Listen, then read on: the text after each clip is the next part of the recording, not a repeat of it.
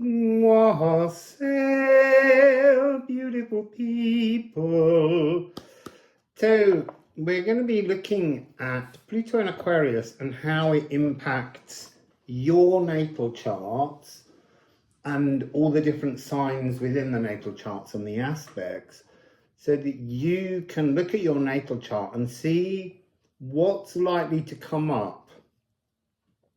If you're looking for a prediction, this isn't the video. There's plenty of others that have a more predictive quality to them. This is really about learning to empower ourselves in this new age of Pluto. It's 2 decades long, and for the moment we're really going to be focused on the first decan, and a decan is 0 to 9 degrees, 10 to 19 degrees, 20 to 29 degrees. So if you go to your natal chart, you're really looking for aspects you have between 0 and 9 degrees. And over the next 4 years, because Pluto, as it moves, goes into a sign, steps back, goes in, goes back. And every time it passes over something and goes into conjunction or trine or whatever it is, the aspect, it activates something that rises within us.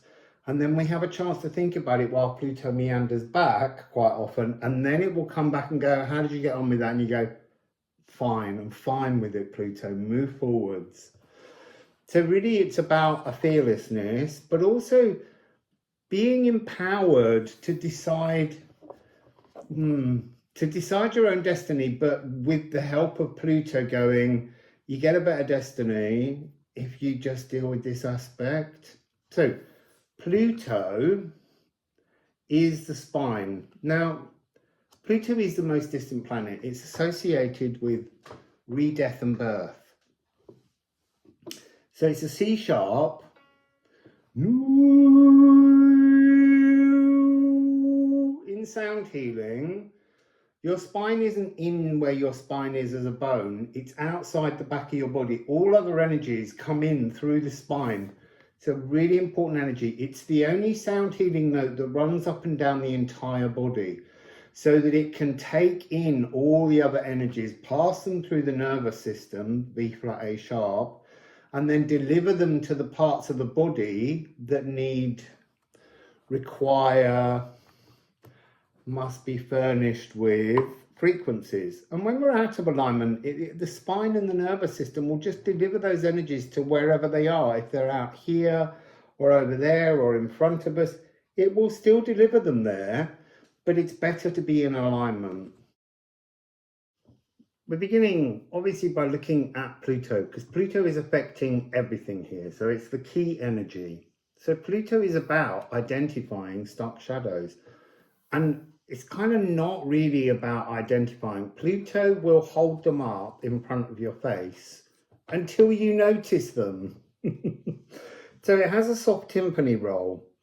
This is really referring to that notion because Pluto takes 248 years to go around the solar system. It hasn't been in Aquarius for 248 years. So it's like a kind of soft rumble in the background of everything for everyone. So this is troweling the wrong crust or debris. By that, it really means living our own way, but it's not Pluto's way. It's the wrong surface frequency. So Pluto is like a dormant ice volcano beckoning to be noticed. And if you don't notice it, it will just erupt. An ice volcano brings up emotions, frozen, cold emotions. So it's better to go prospecting for them. Oh, diamagnetic prospecting. So diamagnetism is when energies or atoms or molecules or attraction flows in the wrong direction to the core universal truth. And then we have bismuth, which is a metal to do with unknown metamorphosis. I believe bismuth can be used and has been used in the Renaissance period as a kind of graphite for drawing. So the polarity of Pluto is I am buried, I am returned. So the thing about polarities are neither stands alone. It's a polarity. They have to both exist. You have to know what it is to be buried, to be overwhelmed, if you're ever going to be returned. You know, it's kind of like it's kind of like a zombie existence until you return to the real world. You're in the zombie ballet. So in terms of shadow aspects that will bring up is the idea of being terrified, concealed in fear, paralyzed by darkness, entombed in a spiritual sarcophagus. And when Pluto goes retrograde, it's the powers you allow to control you or what become much stronger.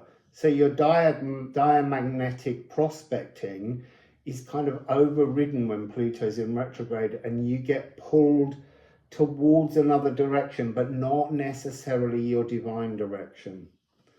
And then in terms of the more lighter energies and being returned, bounteous, winter is summer. Doesn't matter about the season, it's summer in your soul.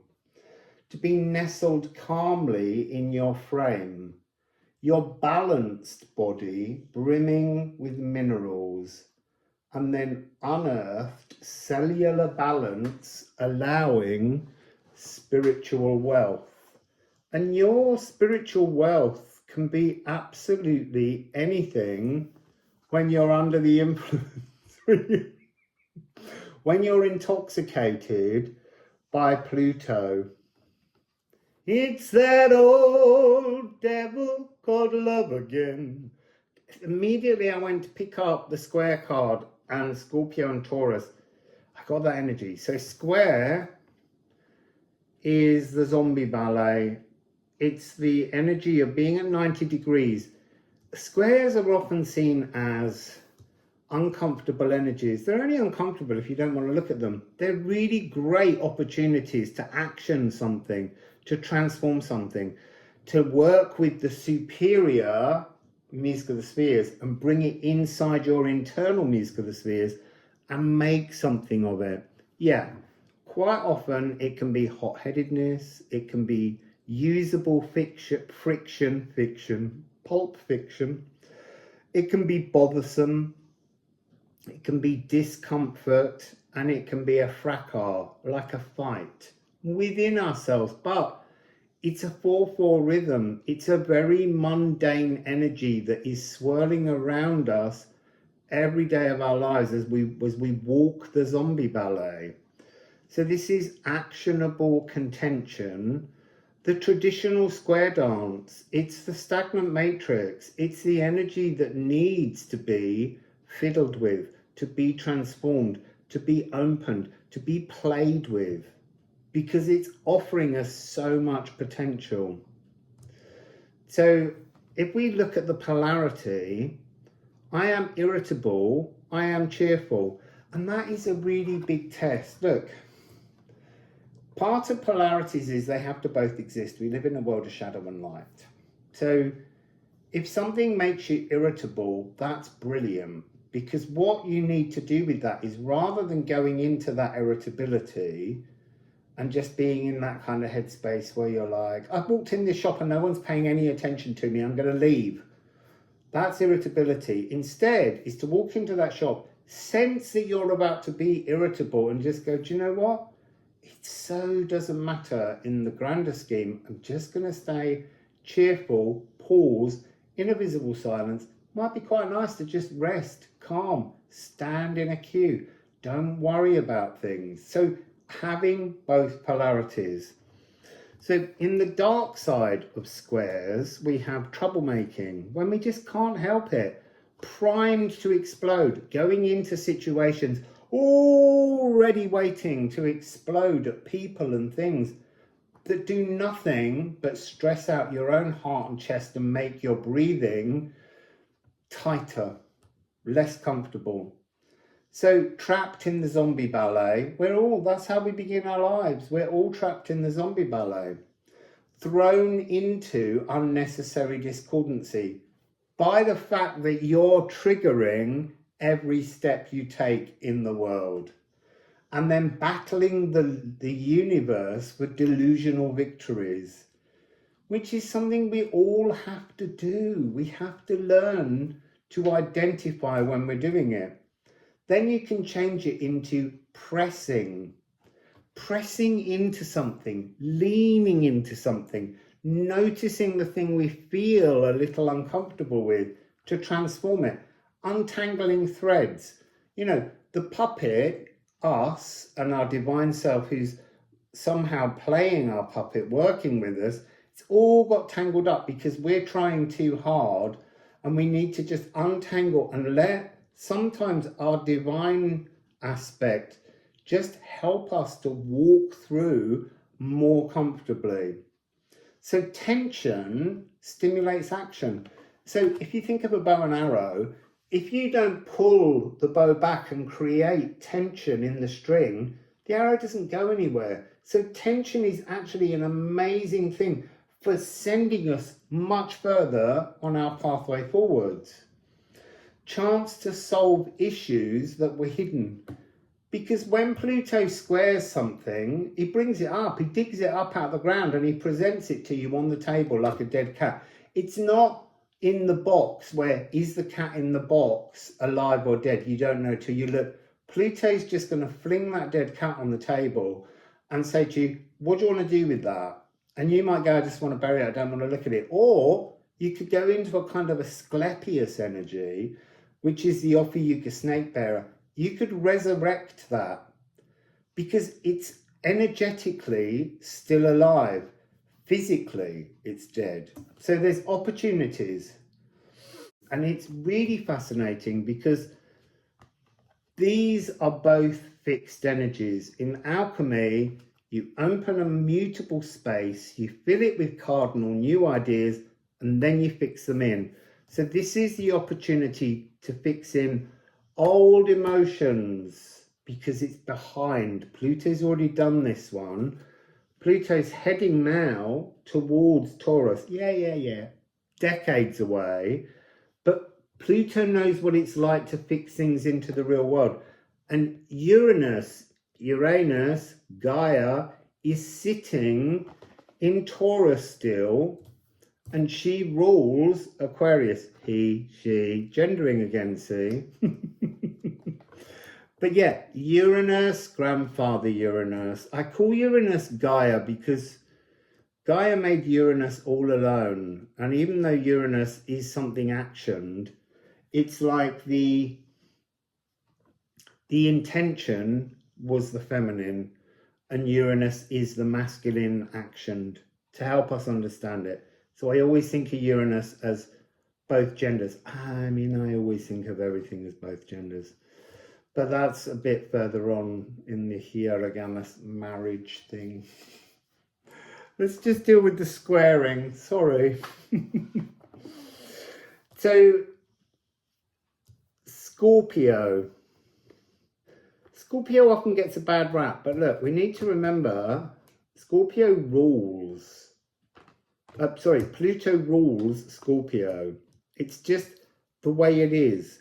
Also with Mars, but really it's much stronger Pluto's property. And so Pluto's a whole square away. It's almost like Pluto's sending in planning permission to rebuild his palace. Because our bodies are our palace in which we walk. So this is from subliminal masks to supraliminal truths. Yeah, I know, it's a bit of a wordy mouthful, but subliminal masks are things that cover our face, that we show people that aren't our truth. Before we wore this energy, we were this in a much greater purity. So supra is before, something that was always there that's hidden. So we're peeling off the subliminal masks that we can't help living by, so that we can get to our supraliminal truth. And then we're redeeming our core essentials. The core essentials of the earth are all the nutrients, all the riches. They're down there in Pluto's Hades, under the crust of the earth's surface. All the riches are there. And then we have shadow seductions.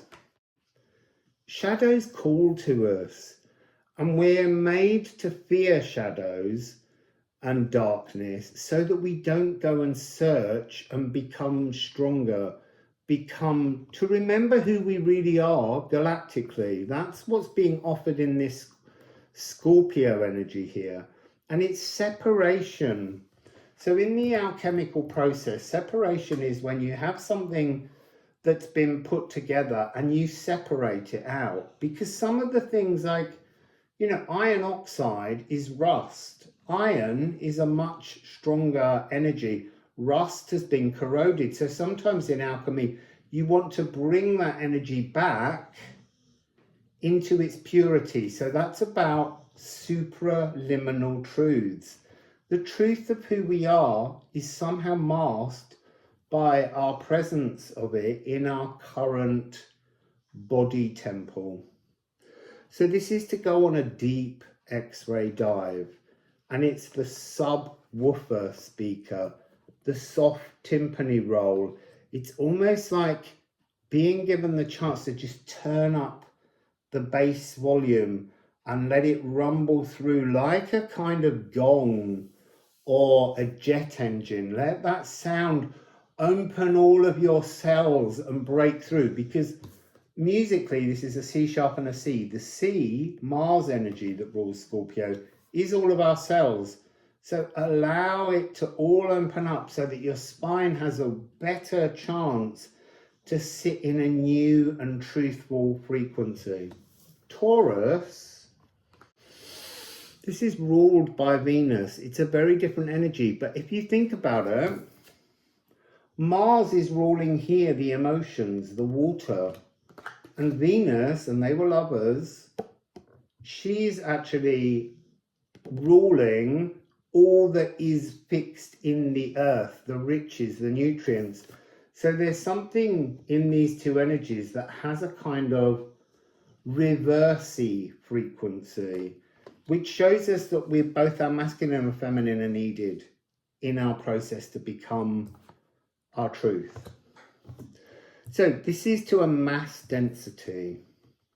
This is congelation, to cool down. In the alchemical process, everything's got too hot in the Aries flaming action energy, and now with Venus we're just cooling everything down. It's almost like we're making the crystals, the diamonds, the jewels in the pressure beneath the earth, cooling everything down so that we can see the sparkle.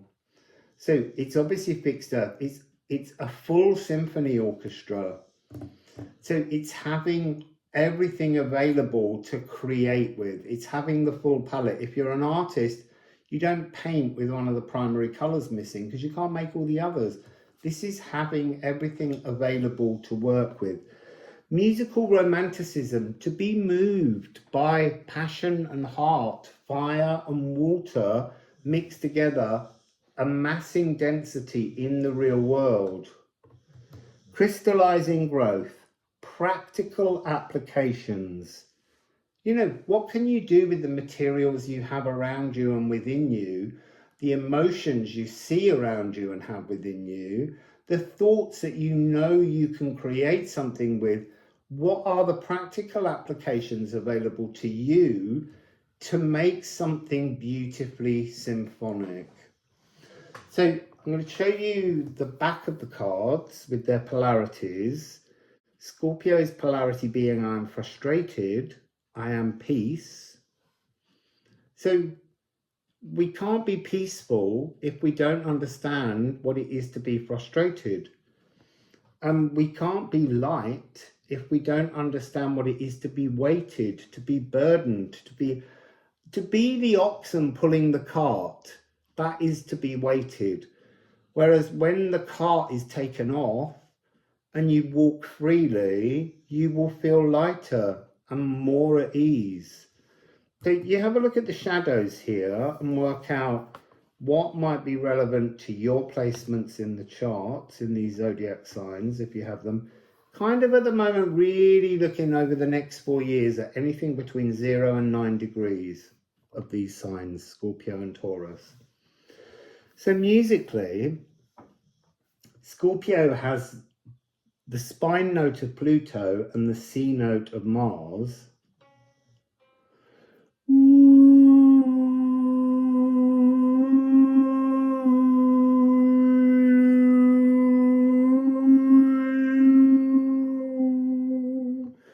And then we have F sharp.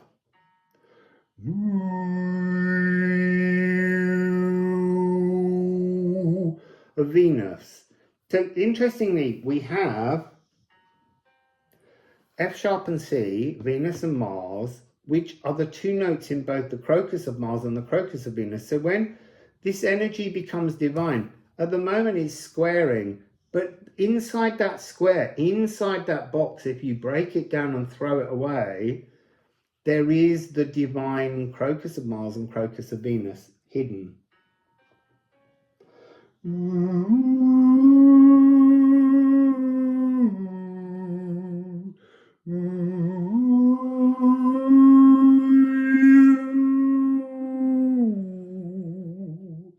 So there you're working with F sharp, C and C sharp if you've got a squaring aspect at the moment with Pluto in Scorpio or Taurus 0 to 9 degrees. So tomorrow I will release another video on another aspect. Each video will begin with the same story to get you in alignment, remind you what Pluto is all about, and then the different aspect, the different energies that will bring up, the signs that are involved, and the sound healing notes that you can utilize to help you go through that more comfortably and more smoothly. If you're interested in a private video conference sound healing reading with me, the details are here as follows. Just email me. Don't send any money because I need to find space to book everybody in. And so that just gives me a moment where I talk with the person that wants a reading and we work out a time, and then I can move on to the next person and fit them into the diary. So wassail everybody, and I'll see you again tomorrow.